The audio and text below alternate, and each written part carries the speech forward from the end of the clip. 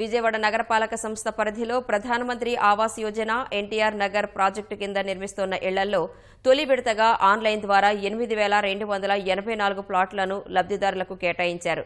నగర mayor Koneru Sridhar, commissioner J Nivas ఆధ్వర్యంలో Indira Gandhi municipal మైదానంలో దరఖాస్తుదారుల ఎదుట పారదర్శకంగా ఫ్లాట్ల కేటాయింపు ప్రక్రియ నిర్వహించారు.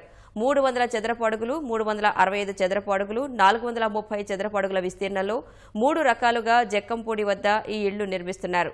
రెండో దశ ఇళ్ల నిర్మాణాలకు స్థలం కొనుగోలు చేసి టెండర్లు పిలిచేందుకు నగరపాలక సంస్థ చర్యలు తీసుకుంటోంది. ఆధార్ అనుసంధానంతో ప్లాట్ల కేటాయింపులు జరిపినందున ఎవరూ విక్రయించుకునేందుకు అవకాశం లేదని మేయర్ శ్రీధర్ తెలిపారు.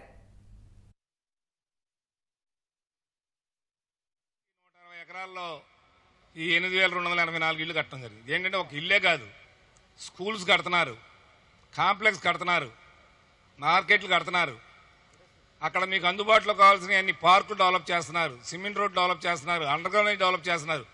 మీరు కట్టే ఇంటికి డబ్బుల కంటే మీకు ఎంత ఖర్చు పెడుతున్నామో ఇంటికి అన్ని కోట్లు మళ్ళీ మేము డెవలప్మెంట్ ఖర్చు పెట్టాల్సి వస్తుంది.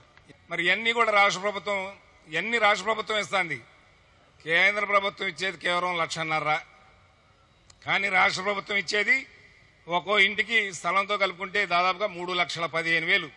దాదాపుగా 3,70,000 రూపాయలు ఒక కేటగిరీకి, 3,50,000 రూపాయలు ఇంకో కేటగిరీకి, 2,70,000 రూపాయలు మీకు రఫ్లీ మీరు లోన్ తీసుకోవాల్సిన అవసరం ఉంది. దానికి మేమే కార్పొరేషనే మీకు బ్యాంకుకి టైఅప్ చేస్తుంది. సో మీ ఏరియాలో ఉన్న బ్యాంకర్స్తో మీ అప్లికేషన్ పంపించేస్తూ మన ముగ్గురు కార్పొరేషను, లబ్ధిదారుడు, బ్యాంకర్ ముగ్గురు కలిసి ఒక అగ్రిమెంట్, ఒక ఒప్పందంలో సైన్ చేసుకుంటారు. సైన్ చేసుకున్న తర్వాత బ్యాంక్ వాళ్ళు లోన్ అనేది మీకు ఇప్పిస్తారు.